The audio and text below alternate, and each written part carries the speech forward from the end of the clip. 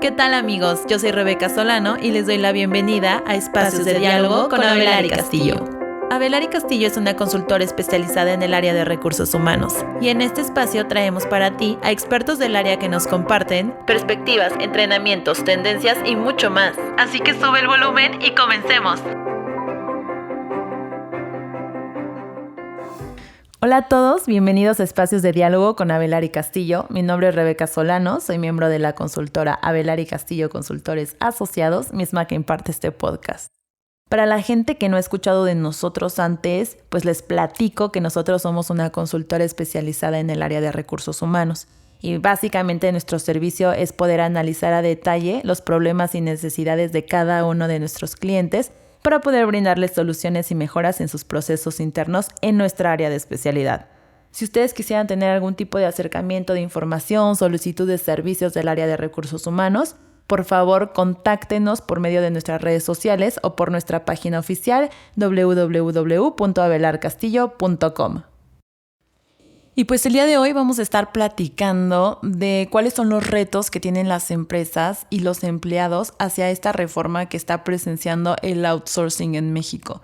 Nuestro invitado nos va a compartir 4 retos en total, 2 de las empresas y 2 de los empleados ante esta situación. También nos va a estar dando un recorrido por el tema en general del outsourcing, ¿no? Desde la parte legal, la parte de la reforma y luego la carnita que son los retos.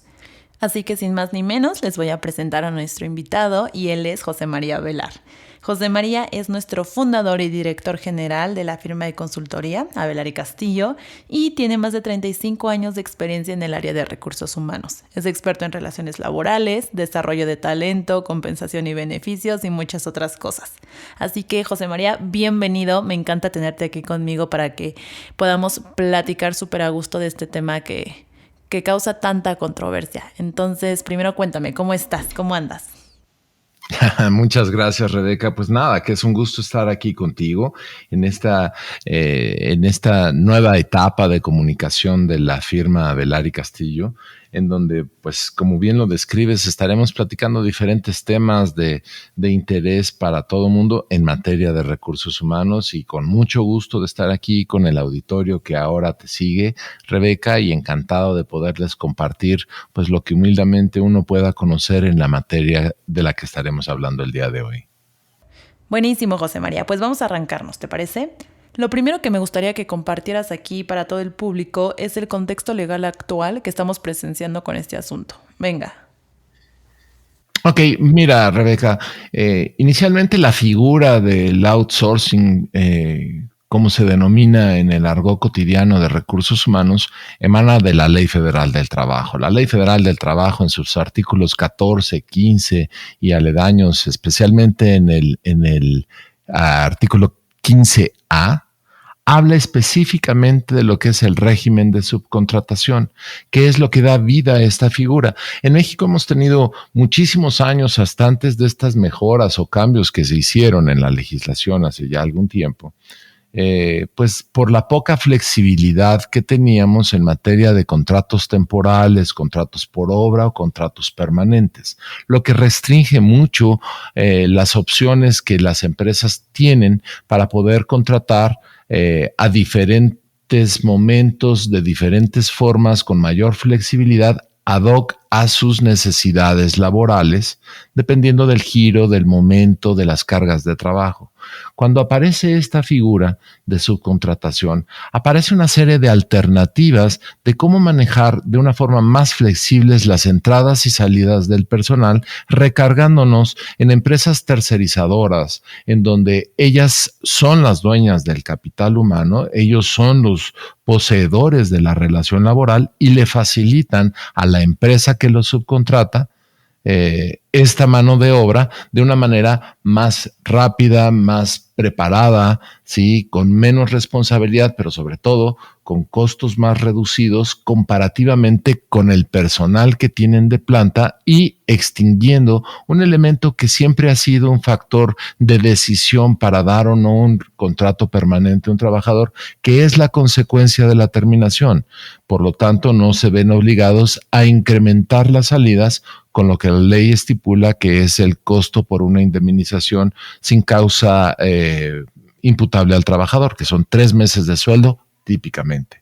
Entonces, te eximes de pagar estos costos de terminación, haciéndolo mucho más versátil el contratar, el traer a tu personal de soporte en los momentos que tú lo requieras y separarlos o pedirle a la empresa que ya no te los brinde, ¿sí? Cuando dejas de necesitarlos, adecuando tu costo de una manera mucho más flexible a tus necesidades de producción o de trabajo o de servicio que brindas para tus clientes.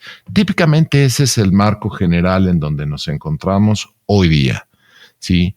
El problema se gesta, Rebeca, cuando estas empresas que subcontratan empiezan a abusar de la figura, empiezan a no pagar sus impuestos correctamente, empiezan a no pagar las contribuciones del Seguro Social de los trabajadores que se encuentran en sus nóminas, generando una serie de desvíos, de incumplimientos legales laborales que obviamente pone en la línea de fuego a la figura misma, ya que tanto los cuerpos del SAT como de la misma Secretaría del Trabajo y del Seguro Social, pues han estado persiguiendo a estos infractores durante varios años sin tener el éxito necesario para poder poner alto a estos abusos. Uh-huh. De ahí se emana todo lo que se ha generado hoy día, Rebe, en materia de la reforma laboral. Lo que busca esta reforma es la extinción de estos abusos, ¿sí? Y en consecuencia de ello, tenemos una serie de opciones que, bueno, la Cámara correspondiente del cuerpo legislativo están vislumbrando, principalmente en la de senadores, alternativas para poder definir cómo manejar de la mejor manera, protegiendo los derechos de los trabajadores que se encuentran en estos regímenes, ¿sí? Precisamente para poder garantizar una mejor condición laboral para ellos y extinguir estos abusos arbitrarios por parte de las empresas infractoras y quienes contratan en beneficio mismo a estas empresas que saben que son empresas infractoras, ¿no? Sí, totalmente. Y creo que le diste al clavo, porque en la actualidad podríamos decir que existen millones de trabajadores que están bajo esta modalidad y a pesar de eso, el mismo Estado ha manifestado que existe una forma de corrupción inmensa. Inclusive sacaron una estimación de que alrededor de 20,000 millones de pesos en impuestos dejan de pagarse por las mismas malas prácticas de la subcontratación. Entonces es ahí cuando entra la reforma, ¿no? Y eso es lo que me gustaría que platicáramos ahora, José María. Me gustaría que nos compartieras en qué consiste la reforma y pudiéramos tocar ambos polos de la misma, desde la regulación hasta la criminalización de la misma. Correcto, mira, en un principio la legislación laboral lo establece muy, muy transparente, con mucha puntualidad, qué sí, cómo no y qué es lo que debe de cumplir la empresa y que además son entidades legales acreditadas que deben estar registradas ante el SAT, que deben de tener su registro patronal para poder adscribir trabajadores conforme lo marca la ley y cumplir sus obligaciones tributarias, cumplir las obligaciones del Seguro Social de los trabajadores en su nómina. Aquí está el problema más grave y obviamente que no les pagan los beneficios y incurren en una serie de abusos tremendos en contra de los derechos de los trabajadores, pero también con algunas malversaciones muy delicadas para evasiones fiscales de ellos y en el camino se llevan a los trabajadores. Este es el problema de fondo. Ahora, la ley establece que el no pagar los impuestos o generar los ingresos y evadir de manera engañosa las figuras de deducibilidad o las declaraciones, manipularlas para declarar cosas falsas, es un delito penal, el evadir impuestos, así como para la parte del Seguro Social, el incumplir la declaración completa del pago de los trabajadores, pues ahí también existe otra falsedad de actuar, por lo tanto se hacen o se deberían de hacer acreedores a multas y sanciones. Como lo mencionábamos hace un momento, es el fondo, pero la ley en sí misma no abre esta puerta, es una consecuencia regulatoria que no no establece otros mecanismos de control para evitar que estas circunstancias que acabo de describir se lleven a la práctica. Por lo tanto, las empresas corruptas y abusivas cometen este tipo de infracciones y andan a salto de mata haciéndolo por todos lados. Y por lo extensivo de la necesidad, pues se han proliferado empresas de este tipo por todo el país. Entonces, la reforma específicamente lo que está buscando, por un lado, es si se define extinguir la figura y criminalizarla, es decir, que el llevar a cabo esta práctica de la subcontratación dentro de una empresa se convierta en una práctica ilegal y en consecuencia se convierte en un delito.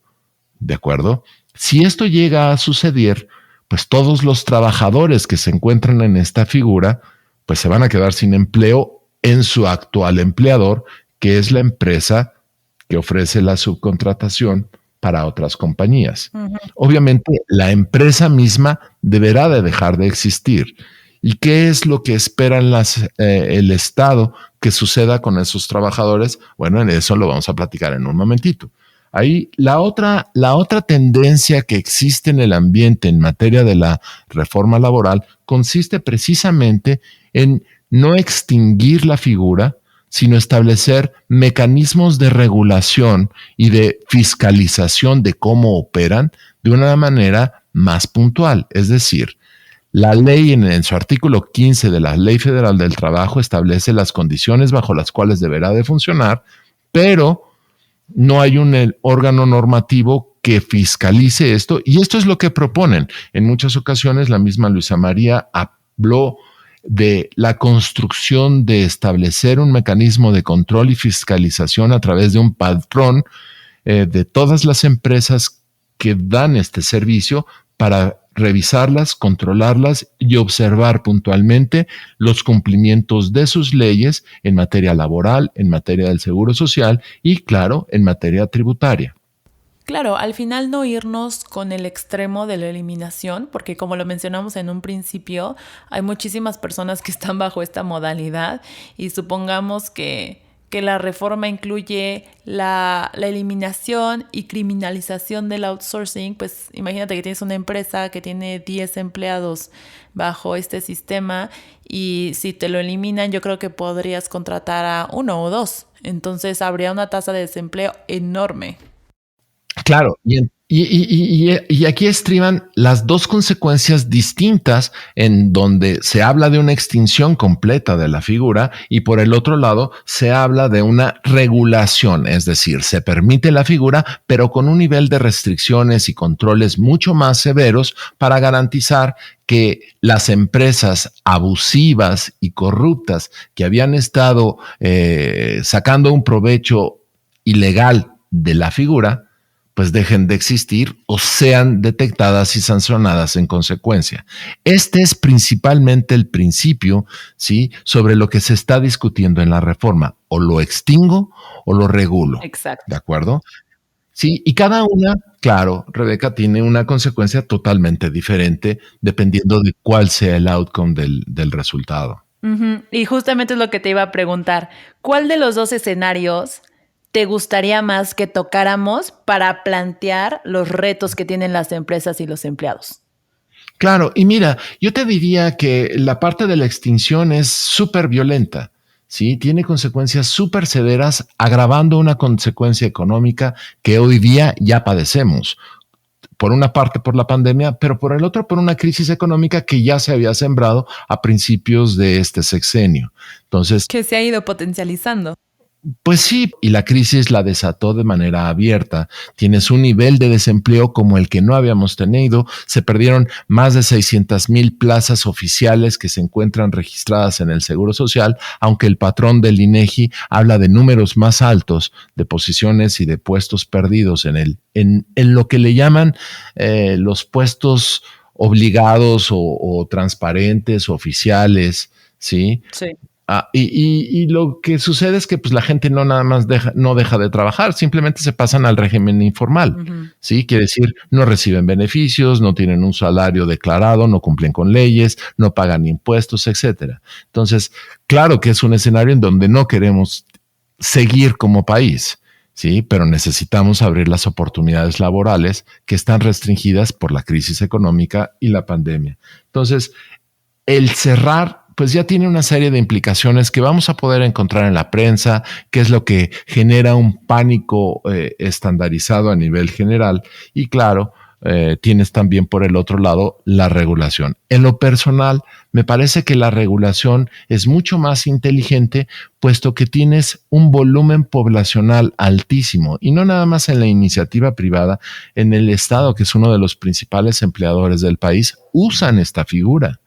¿Sí? Y entonces lo ideal es, en vez de extinguirla, regularla para tener un mecanismo que transparente el uso de la figura, que pueda modificar y prevenir abusos en la figura, y obviamente que los trabajadores que se encuentren contratados bajo estos modelos pues tengan todos los derechos a los cuales nuestras leyes en México les brindan, y la protección de las autoridades competentes, como la misma Secretaría del Trabajo, en caso de que se incurra en cualquier clase de abuso en materia laboral. Exactamente, creo que al final la esencia de esta misma reforma es poder brindar a los trabajadores mexicanos un bienestar laboral.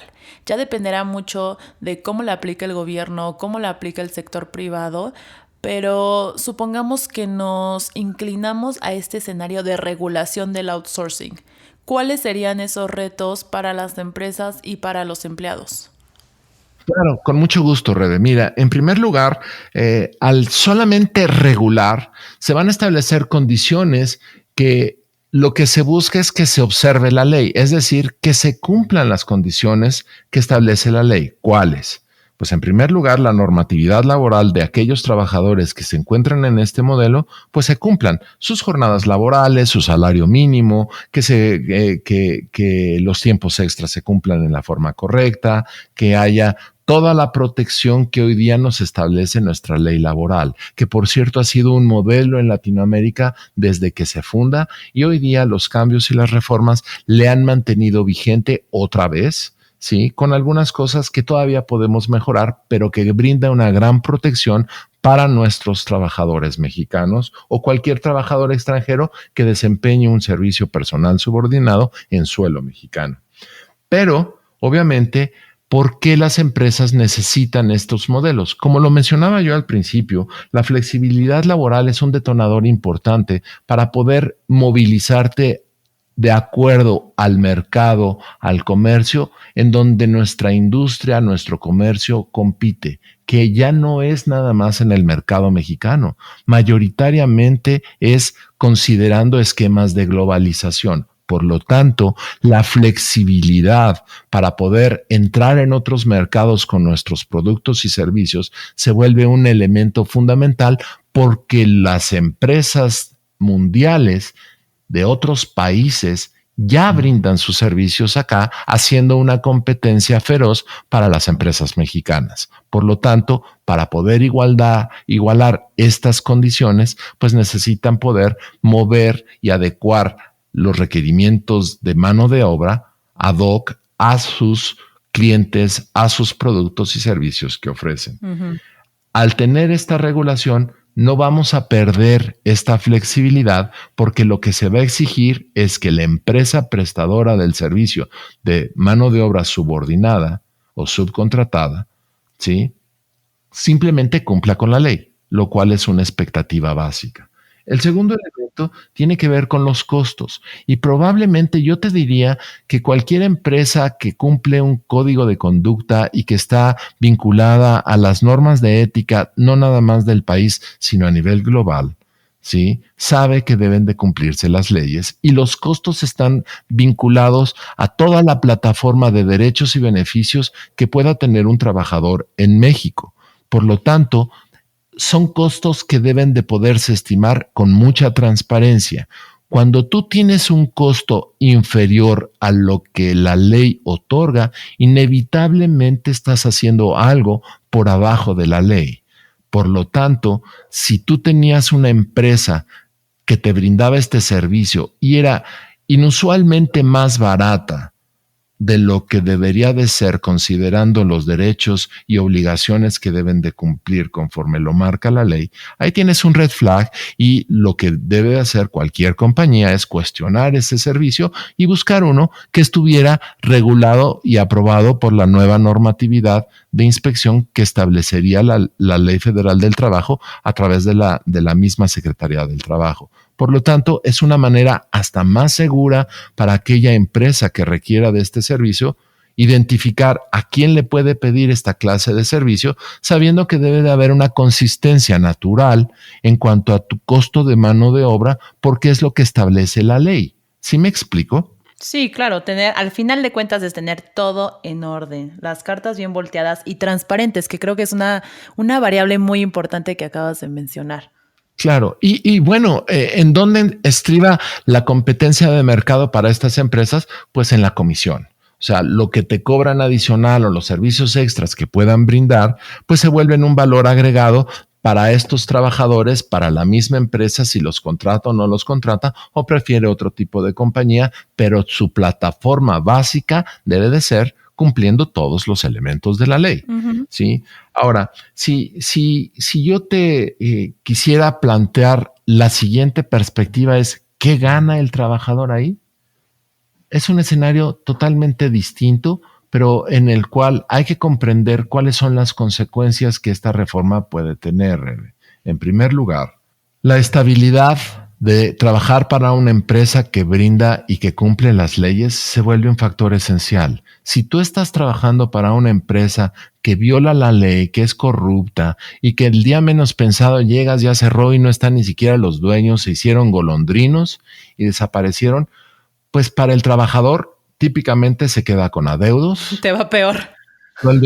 Sueldos sin pagar, ¿sí? Y sin referencias, simplemente desaparecieron los corruptos y violadores de la ley. El segundo elemento que se vuelve una condición importantísima a considerar aquí es que ya no van a tener esta estabilidad económica que necesita cualquier familia mexicana. Por lo tanto, el ir y venir implica una serie de condiciones delicadas para poder vivir en un estándar de principios jurídicos, ¿sí? En una nación que tenga pues una estabilidad legal y que le ofrezca lo mismo a todos los mexicanos y extranjeros que presten servicios personales subordinados en el territorio mexicano. El tercero, que es un elemento súper triste, es no nada más vamos a tener un problema de ya agravado con el desempleo, agravado por la situación económica y la pandemia, sino una administración no controlada de estas empresas incrementa el desempleo. Pero si lo regulamos únicamente, le va a brindar al trabajador estabilidad porque ya sabe que el patrón que tiene es una empresa que cumple con la ley y aunque puede prestar el servicio para diferentes patrones que son su negocio, ¿sí? Uno como trabajador, como mano de obra de esta empresa de subcontratación, sabe que puede tener continuidad en el trabajo, que hay garantías mínimas que puede exigir y que va a recibir por ser una empresa legalmente aprobada por la Secretaría del Trabajo para brindar este servicio, brindándole además una oportunidad adicional que es capacitación, desarrollo y en el momento en el cual la empresa para la cual está trabajando en un modelo subcontratado le pueda ofrecer un trabajo permanente. Este es el ideal a llegar. El problema es que la iniciativa privada no tiene toda la infraestructura para absorber los miles de puestos que se encuentran en estos modelos simplemente porque es parte de la necesidad comercial para poder vender a un menor costo, para tener la flexibilidad y poderse sustentar en un entorno mucho más competido comercialmente hablando. Oye, José María, nada más para que quede muy claro, supongamos que tienes 10 empleados bajo la modalidad de subcontratación. Si se elimina el outsourcing de esos 10, tú podrías contratar formalmente a 1 o 2, ¿cierto? Y si se regula el outsourcing, podrías quedarte con esos mismos 10 empleados, ¿correcto? Claro, los conservas, a menos que la empresa que contrataran fuera una empresa corrupta y le estuviera vendiendo este servicio por abajo de las normas de la ley. En ese caso, pues qué bueno que se los quiten por abusivos, por contratar ser mano de obra, yo te diría explotada, ¿no? Claro, pero aquí el principio típicamente es que la empresa va a tener la tranquilidad de que está contratando a una empresa que le brinda el servicio de subcontratación transparentemente y que cumple con las leyes, primero. Segundo, que esos trabajadores gozan de todos los servicios que vienen de la ley, que pagan sus impuestos, que tienen su seguro social en orden para no correr riesgos y que estén protegidos también ellos en la actividad profesional que desempeñan dentro de nuestra compañía. El tercero es que si conforme mi crecimiento se vaya dando como empleador, como empresa, ¿sí? Tengo la oportunidad de ir reclutando a estos 10 trabajadores, a lo mejor uno primero, en 3 meses otro, conforme yo vaya logrando más negocio, pues es el primer lugar de donde yo voy a empezar a reclutar. ¿Sí me explico? No te vas a ir Entonces, a buscar otro talento. Claro, es menos disruptivo, vas a tener menos violencia en la parte de la integración y la administración. Mira, si habláramos de que es un modelo nuevo, probablemente sería especulatorio hablar del riesgo y el daño que puede ocasionar el que no existiera. El problema es que hoy día abarca en el sector privado y en el sector público, en casi todas las compañías, tienes estos modelos precisamente por lo práctico que resultan. No me refiero a modelos con empresas corruptas, el modelo bien llevado. Es muy práctico y es muy útil. Y esta es una de las razones por las que ha proliferado tanto, no porque sea corrupto, sino porque es una necesidad de flexibilizar la mano de obra ad hoc a los requisitos de las empresas que estamos construyendo y desarrollando los modelos de trabajo en México. Así es. Entonces, vamos a repasar estos retos que acabas de mencionarnos para que la gente los pueda tener bien anotados en la cabeza. Claro. Los primeros retos que tiene la empresa es la aplicación de la normatividad, por lo mismo.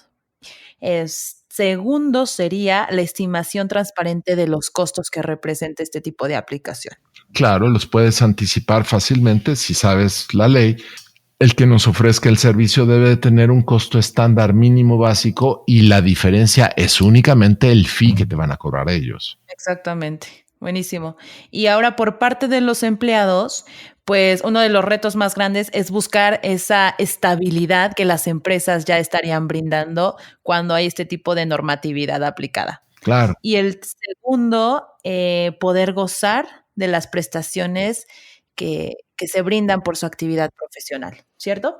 Sí, y que no debiera de ser un beneficio adicional, digo, es lo mínimo básico que debiéramos de esperar, porque uno no espera ser contratado por una empresa corrupta que va de la ley, sino Así es. Sé cuáles son mis derechos y mis beneficios que debo de tener y hay consistencia. Y lo más importante es que al haber transparencia en esto, el empleador que contrata a estas empresas que brindan la mano de obra subordinada, lo que van a tener es consistencia, transparencia y estabilidad, brindándole otra clase de oportunidades a sus trabajadores con todos los derechos a los que debe de hacerse acreedor, simplemente porque emanan de las leyes mexicanas. Claro, entonces podríamos decir que uno de los retos agregados a los empleados, supongamos que ya, pues ya lo establecen como un trabajador formal dentro de la empresa, uno de esos retos podría ser la capacitación, los cursos, ¿sabes? Como todo lo que conlleva tener ese trabajo formal para poder tener el crecimiento interno profesional.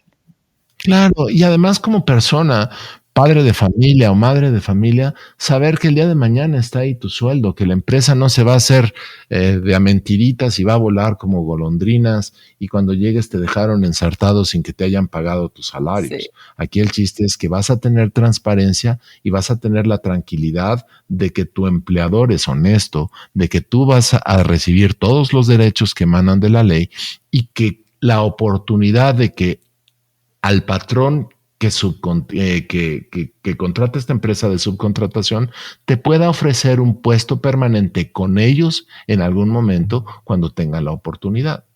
Buenísimo, pues José María, te agradezco muchísimo la conversación, el conocimiento que nos acabas de compartir. La verdad es que es muy útil. Yo creo que todos los días se aprende algo nuevo. Entonces, espero que para la gente que nos escucha les sea de total agrado el contenido, que les sirva de aplicación, escúchanlo, compártanlo, aplíquenlo dentro de sus empresas. Cualquier cosa que necesiten, aquí Abelari Castillo estará a sus órdenes. Gracias, José María. Siempre es un gusto, Rebeca, la mejor de las suertes en este proyecto y gracias a tu auditorio y a todos los que nos escuchan. Esperemos que estas notas que les compartimos les resulten muy útiles. Estamos a sus órdenes. Así es. Gracias a todos. Cuídense mucho y que tengan un gran día. Para solicitud de servicios, contáctanos por nuestras redes sociales o visita nuestra página oficial www.abelarcastillo.com. Hasta la próxima.